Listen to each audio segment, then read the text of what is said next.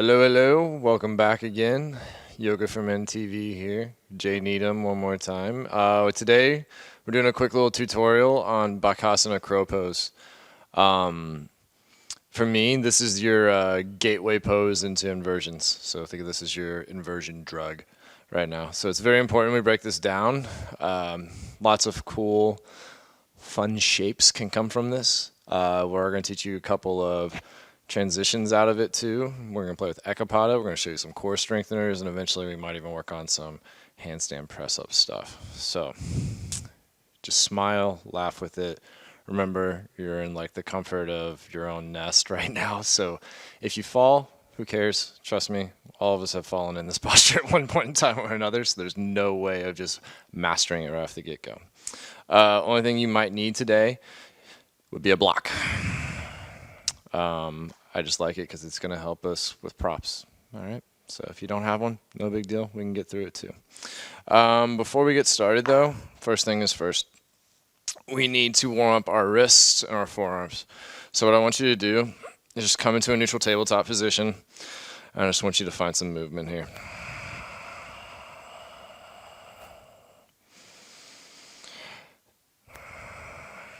All these big circles, just see how it feels on the wrist.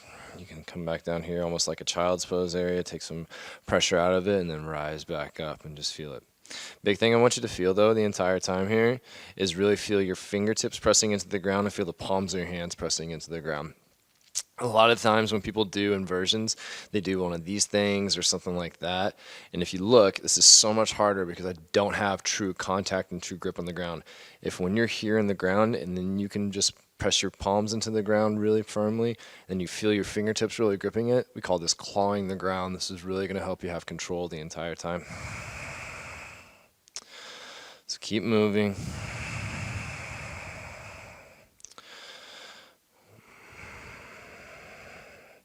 Come back to center in your neutral tabletop. Let's go through 1 or 2 cat-cows. So on the inhale, belly drops, gaze lift, sit bones spread. Exhale, press, tuck, and round. So it's really important when we're doing all our arm balances, inhale, belly drops, to think of this little cobra hood activation of all the muscles on the top of your back down through your lats. This is what we're going to be doing when we're pressing the ground away from us the entire time. Inhale, belly drops. Exhale, press, tuck, and round. Inhale, belly drops. Exhale, press the ground away. One more time, super active. Inhale, belly drops. Exhale, really press the ground away. Really feel yourself growing here. Awesome. Come back to center.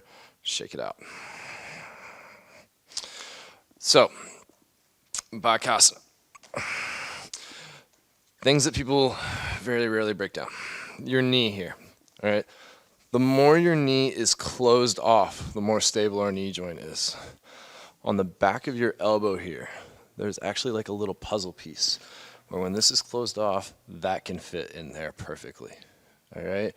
The more you press your knee into the back of your elbow here, the more stability you're going to have the entire time. So for that to happen, the closer the heels need to be tucked to the bum. It will all make sense in about 30 seconds. If you have a block for this very first one, bring your block to the ground, set your feet on top of it. Okay? From here, you're probably like, I feel like a bird on a perch. Awesome, cool, let's get you off this perch. So hands come down to the ground. Remember your cat-cow. So when you do this though, notice how my bum starts going up towards the ceiling. All right? Really press the hands into the ground here. Tuck one heel up. Shift your weight forward, tuck the other one up. All right, remember, feet are tucked nice and close to the bum. Hold for 3, 2, 1. Slowly bring it back down. If you need the block, keep using it. If not, get this bad boy out to the side.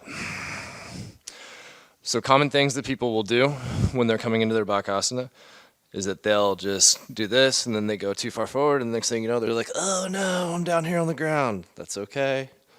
You got to find the happy teeter-totter spot where you go back and forth, all right? If for some odd reason you do happen to fall out of it, roll out of it. It's okay. It's going to be all right. If you need to place like a blanket or something like that to help crash the landing, go for it. All right? So here we go. Let's play with it one more time. Come down to the ground. Easiest way for me to get into it, I've always found, is hands come high.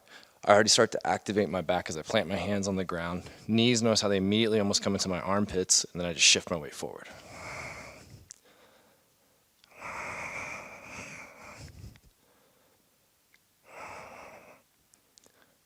Set them back down. All right. Play with it a little bit. You got like a minute. Keep going with it. While we do this, I'm going to roll my wrist out a little bit. And then I'll show you little progressions. You got about 15 seconds.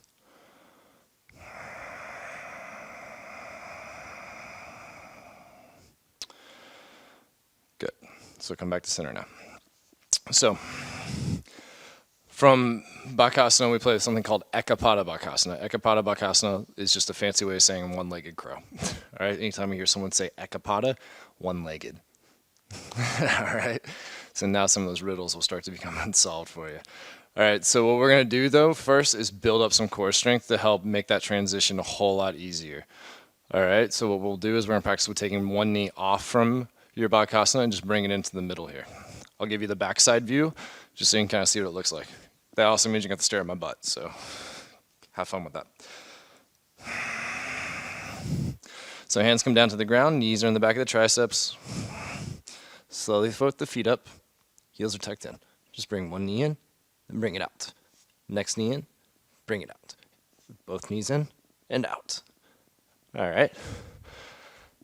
That can be hard. All right. So play with it. All right. That's the only way you can do it. From there, you'll see how the transitions will be easier. But what you're really trying to feel is, the entire time you do this, is this oblique muscle. Everything moving here. So when I bring my right knee up and bring it to the inside, I'm actually pulling up my oblique and then bringing it in here. I'm still pressing with my left knee into the left tricep, but at the same time, I'm finding movement on the right side. So play with it one more time.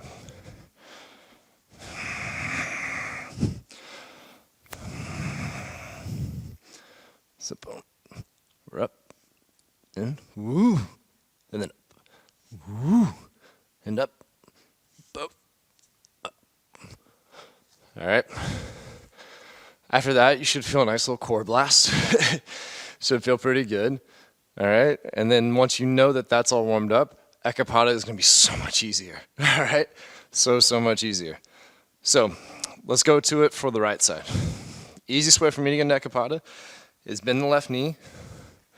Left top of the foot's on the ground. So you're kind of like sitting here like you're about to like have like a good pep talk with your team or something like that. Hands come up nice and high.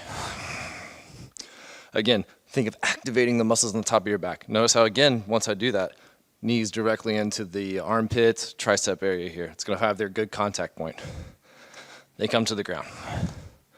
Start to press the ground away from you. Take your butt up almost like you're about to go into like a downward facing dog. So very first thing we're going to try and connect with is the right side.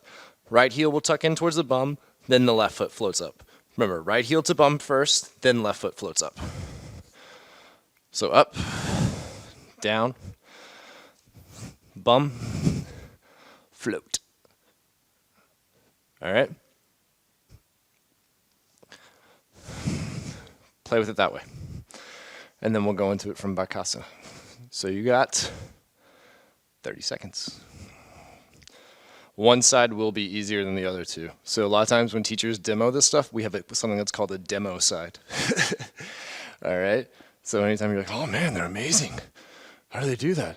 Well, lots of practice, and it's designed to look that way. We're not going to show you our bad side. So here we go. Here for another 15.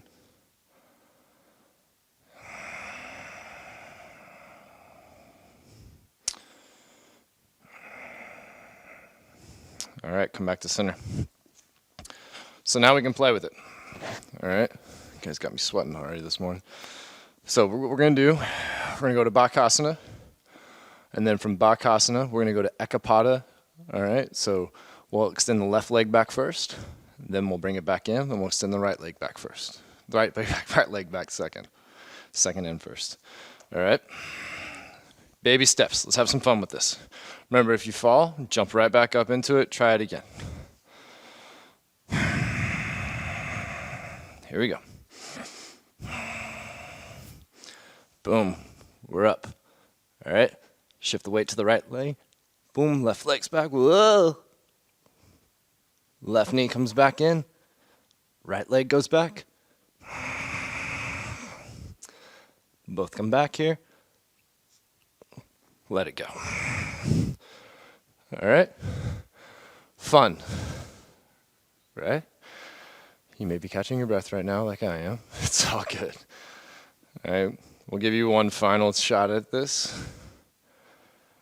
And then we'll bring it back in.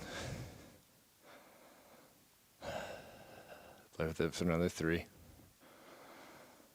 2, 1. All right. So, all that stuff there is going to lead to press handstand stuff. Handstands are fun. All right. Anytime an inversion happens, you're really going to enjoy it. It may happen right away. It may not happen right away. Just think of it as bone stacking. If at any point in time you can do this with your hands straight up over your head, you can do a handstand. All right? It just takes time and practice. All those little moves there I just showed you with the core stuff, that's going to help build it up after time. All right? So remember, these shapes are great. They're a lot of fun, but that's really not what yoga has to all be about. All right? It's just extra stuff that you can add into your practice to maybe get you going. All right? I hope everyone has a great day. Namaste. I'll see you when I see you.